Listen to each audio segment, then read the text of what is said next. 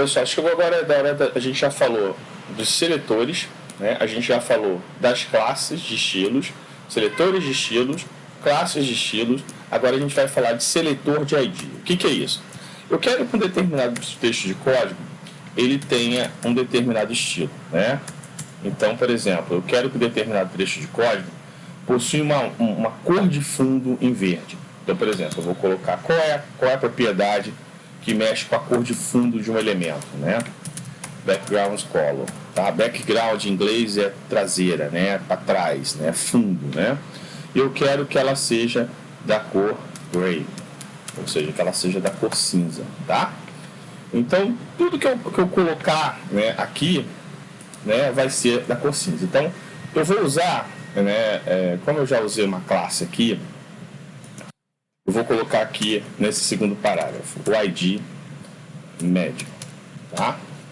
Então, essa classe aqui, ela está usando um seletor de ID. O que é um seletor de ID? O seletor de ID ele só pode ser usado uma vez em cada website. Então, ele transforma esse estilo numa cor de fundo em cinza. Fechado? Então, vamos colocar aqui ID médio, que é o nome do seletor de ID. O seletor de ID ele vem com esse sustenido na frente, tá? E vou salvar, Ctrl S, e vou em seguida executar F5. Aqui, ó. Então ele ficou bem feito, né? Eu não sou um designer, né, dos melhores não, tá? Mas aqui tá um seletor de ID. Ele só pode ser aplicado uma vez. Por exemplo, se eu colocar aqui ID médio, por exemplo, e apertar Ctrl S, fechar e apertar F5, ele vai ser usado para os dois elementos, tá? Agora, eu não posso ter dentro do meu website outro seletor de ID com esse mesmo nome, tá? Então ele é um trecho de CSS que é aplicado para um elemento. Isso é muito usado quando eu quero aplicar para um bloco, né? Por exemplo, chegar aqui, vocês estudarem HTML5, que eu acho que vocês não se lembram, que eu falei de uma técnica chamada div, quando a gente estudou âncora, né? Div é quando eu quero aplicar uma estilização para um bloco, tá? Então eu quero aplicar uma estilização para todos esses elementos que estão entre o div e o barra div, tá?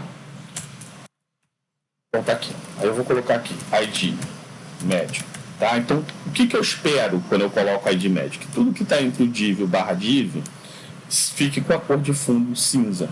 Isso é chamado de container, como tem naquele joguinho que você joga. O container é uma coisa fechada. Então, todo o estilo vai ser aplicado entre o div e o barra div. Fechado? Vou fechar aqui. Ctrl S para salvar e F5 para executar. Agora está aqui. Ó. Então, toda os meus 4 elementos estão estilizados por esse container. Tá bom? Tudo que eu colocar fora do div barra div já não vai ser o teu fundo cinza. Tá? Então, se eu colocar aqui mais um parágrafo, não tem estilo. Não tem estilo. Que eu falei, né? Ctrl S para salvar e F5. O parágrafo não tem esse estilo Ele tem o estilo de ser um parágrafo, porque todos os parágrafos são vermelhos, tá? Todos os parágrafos dessa página são vermelhos, mas ele não tem estilo de cor de fundo cinza, que não está no seletor de ID. Então, para você gravar, memorizar seletores, classe e seletores de ID. Eu vou escrever lá no bloco de notas. Então, nós temos seletores de text, seletores de ID, e classes. Isso é importante, tá? Guardem isso no coração. Opa, escrevi errado. Bom, vamos avançar. Fechei. Vou voltar para os nossos slides, tá? Então, aqui nós temos um outro negócio que eu quero falar para vocês é o seguinte: quando eu quero aplicar para todos os elementos da minha página ou do meu site, eu uso um asterisco. O asterisco significa que todos os elementos vão ter aquela estilização. Nesse caso, é o tipo da fonte, tá? Esse Georgia é o nome de uma fonte, a gente vai aprender agora. E quando eu quero botar mais de um estilo para a mesma tag, é só eu colocar uma vírgula. Por exemplo, nesse caso, eu tenho um estilo para a tag P e para a tag H1. Tá? Então, toda tag P e toda tag H1 vai ter uma cor de fundo nessa cor azul chamada aqua. Agora, vamos fazer isso para a fonte, né? Então, as fontes, né? O que é fonte? É o texto, né? Então, a gente tem aqui vários tipos de fonte, né? E o atributo que muda isso é chamado de font family, tá? Então, geralmente, você tem aqui George. E aí, todo H1 vai ser escrito nessa fonte George, tá? Ctrl S para salvar e F5. Então, tá aqui, ó, essa fonte George. Né? Vou botar aqui, mudar a fonte só para vocês verem que vai mudar o Rier. Tá? Como o nome é composto, eu tenho que botar entre aspas simples, tá? Ou, se você quiser colocar até nome simples entre aspas simples, também vai funcionar. Então, eu tenho aqui essa fonte, vou fechar e vou executar de novo. Olha a outra fonte aqui.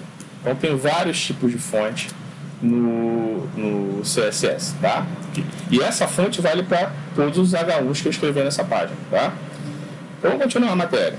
Então, referenciando cores, né? Então, eu tenho 3 maneiras de referenciar a cor. Primeiro, é pelo nome da cor. Segundo, é pelo valor em hexadecimal que representa aquela cor na paleta de cores pré-definida. Então, nesse caso, esse Forest Green, ele tem esse número em hexadecimal que começa geralmente por um sustenido. Não fiquem malucos, isso nem eu sei, né? A gente vai aprendendo e coloco o nome da cor, mas saiba que isso pode acontecer, tá? Ou também, ele pode usar uma propriedade chamada de RGB, que você usou em artes, né? Ou seja, todas as cores, elas são uma mistura de vermelho, verde e azul. Red, green and blue. Então, você pode colocar os tons de vermelho, de verde, de azul, para dar esse tipo de cor. Por exemplo, nesse caso, esse verde é uma mistura de 15 pixels de vermelho, 97 de verde e 8 de azul. E com isso você consegue criar um pontinho nessa cor de verde. Legal, né? Tipos de fontes em CSS. Nós temos fontes serifadas, né? São fontes que possuem prolongamentos, né? Está presente por exemplo, são fontes desenhadas com prolongamentos no seu final. Então essa fonte aqui, ó, se você observar o T, ele tem essa viradinha aqui, a barra principal do T também, o I tem um viradinho. Então isso são fontes chamadas de fontes serifadas, tá? São fontes que, além da letra, ela possui um desenho. Então a gente, né, de maneira geral, indica fontes serifadas para produção de marketing, catálogos de produtos, catálogos técnicos, porque são fontes desenhadas, né, para livros, né. Então isso tem todo um estudo através de fontes serifadas, tá? Agora, muitas das vezes, algumas vezes o teu navegador não vai ter essa fonte que você quer mostrar para o seu usuário. Então aí você precisa usar outras fontes chamadas de fontes sem serifas ou sans serif, tá? Eles são fontes simples, né? Que eles não utilizam desenhos na ponta, tá? Ou também nós temos um terceiro tipo de fonte, que são as fontes monoespaçadas. Elas são fontes monoespaçadas porque todas as letras ocupam o mesmo espaço. Então, uma fonte monoespaçada, ela tem um tamanho, né? E cada letra possui um tamanho. Já aqui na fonte serifada, não. Você vê o T maiúsculo, ele tem um tamanho maior, né? Ocupa uma posição maior do que o I. Então, esse é exemplo de uma fonte não monoespaçada. Já a fonte monoespaçada, você tem um espaço para cada elemento da fonte, tá? Lembrando, quando o nome da fonte for composta, a gente vai usar o apóstrofo simples, tá?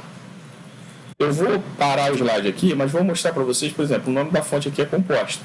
Então, eu vou usar o apóstrofo simples, tá? Para separar o nome da fonte, tá bom? Então, toda fonte que a gente quiser, a gente pode colocar uma fonte só, ou a gente pode colocar uma família de fontes. Nesse caso, por exemplo, aqui, ó, o navegador do usuário vai procurar por essa fonte Courrier New, ou Courrier Nu, como você quiser falar. Depois, se não achar, ela vai procurar uma Courrier E se ela não encontrar nem essa fonte, ela vai usar uma fonte monoespaçada qualquer que tenha no navegador. Isso é importante para efeitos de estilo. Tá? Às vezes você quer desenhar uma coisa no navegador do usuário e o usuário não tem a fonte desejada. Então você tem várias opções de fonte family que você pode definir. E monospace, você também pode colocar fontes sem serifas, tá bom? Ou serifadas, tá? Então você pode colocar aqui vários tipos de fonte para o teu usuário se guiar mais ou menos em que tipo de... para você se guiar o navegador do seu usuário da maneira que você quer que ele exiba, tá bom? Pessoal, forte abraço e até a próxima, tá?